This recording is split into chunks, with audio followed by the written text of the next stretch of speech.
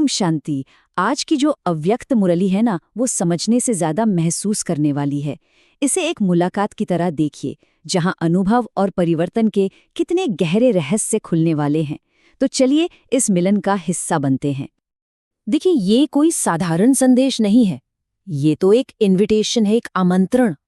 यहाँ ज्ञान की जो बातें हैं ना, वो थोड़ी पीछे रह जाती हैं और एक बहुत गहरा, एक आत्मिक संबंध, उसकी अनुभूति होती है।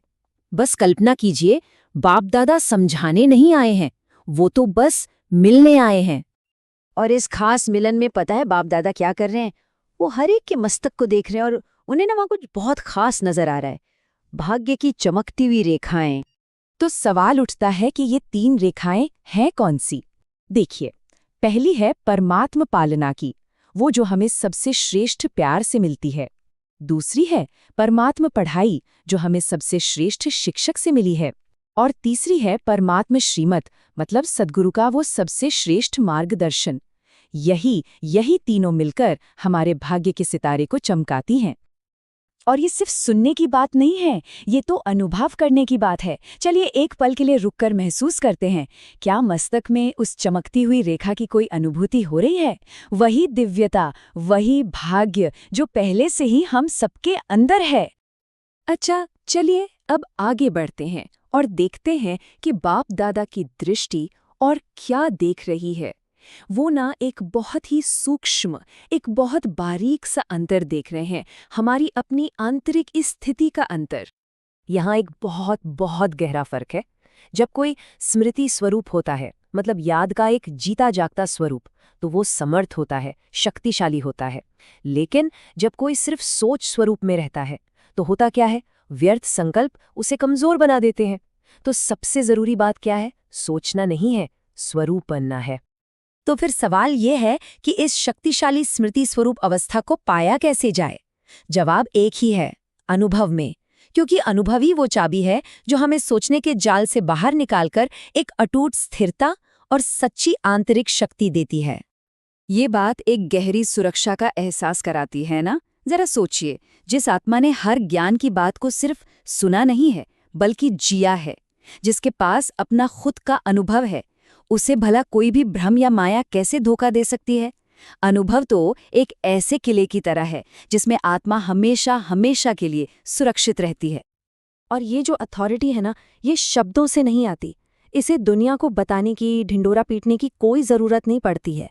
ये तो एक शांत, एक शक्तिशाली उपस्थिति है जो हर कर्म से, हर बोल से और हर संकल्प से अपने आप झलकती है। तो अब जब अनुभव की शक्ति को हमने समझ लिया है, तो बाप दादा हमारा ध्यान समय की गति पर ला रहे हैं। अब बात हो रही है वर्तमान क्षण की शक्ति की। अब देखिए, यहाँ धीमी गति का कोई काम नहीं है। समय की मांग क्या है? 1 सेकंड में परिवर्तन।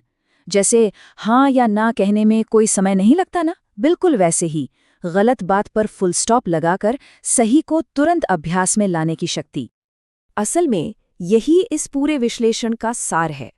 देखिए, सोचना और समझना ये एक लेवल है, लेकिन उस समझ को अनुभव में लाकर उसका स्वरूप बन जाना, असली परिवर्तन तो वही है।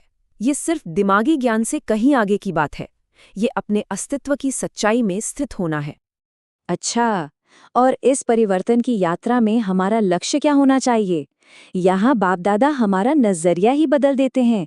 वो हमें हमारे असली मूल्य की याद दिला रहे हैं। हम कौन हैं? परमात्मा स्टूडेंट हैं। इसलिए सिर्फ किसी तरह पास हो जाना ये हमारा लक्ष्य हो ही नहीं सकता। सम्मान के साथ, यानी पास विद ऑनर, ये हमारा जन्मसिद्ध अधिकार है। इसे एक संघर्ष की तरह नहीं देखना है, इसे एक अधिकार की तरह अपनाना है। तो चलिए, सिर्फ सुनने की बजाय क्यों ना अभी इसी पल इसका अभ्यास करें। ये एक बहुत छोटा लेकिन बहुत शक्तिशाली आंतरिक अभ्यास है।